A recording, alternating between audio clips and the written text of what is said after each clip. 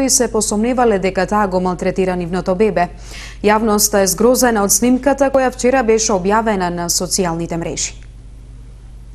30-дневен притвор заработи дадилката која физички малтретирала 9-месечно бебе, случај за кој на социјалните мрежи беше објавена и видеоснимка. 61-годишната дадилка која била соседка на семејството во скопската населба Ѓорче Петров, пред 5 месеци била најмена од родителите да ги чува нивните 2 деца, 9-месечното бебе и неговото 3 години постаро братче, но тие се посомневале дека нешто не е во ред откако по телото на бебето забележале модринки.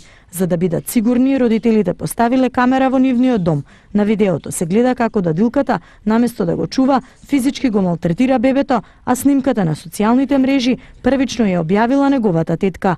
Од МВР велат дека случајот е документиран и е поднесена кривична пријава против дадилката, а по одлуката на јавен обвинител, таа е зад решетки.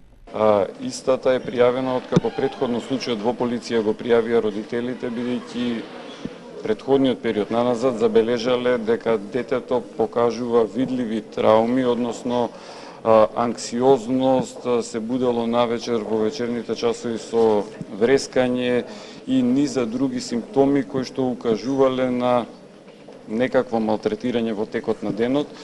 Адвокатот на дадилката побарал од судот снимките да бидат изземени како доказ, бидејќи биле неовластено стекнати.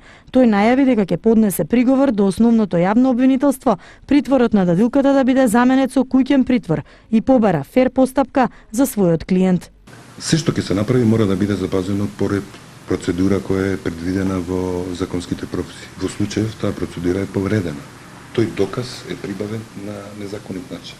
Не е резултат на посебни истражни мерки, него е резултат очигледно на лични потези на, претпоставувам, родителите. Случајот предизвика бура од реакции по социјалните мрежи и кај граѓаните. Од првата детска амбасада Меѓаши велат дека родителите треба да ги доверат своите деца на чување на лиценцирани дадилки преку компании кои даваат вакви услуги или во детски градинки. Случајот според нив треба да добие правна разрешница. Голема храброст на родителите што го објавиле ова и треба да се добие правна разрешница.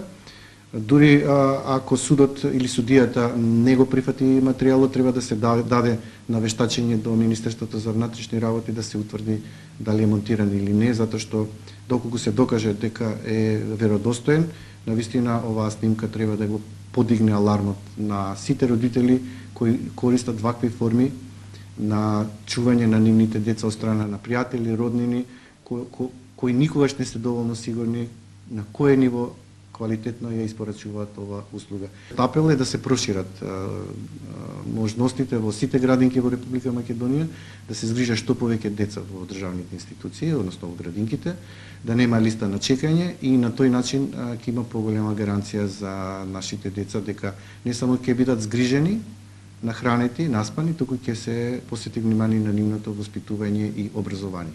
Неофицијално дадилката е мајка на 3 деца и баба на неколку внучиња. Адвокатот на дадилката бара видеоснимка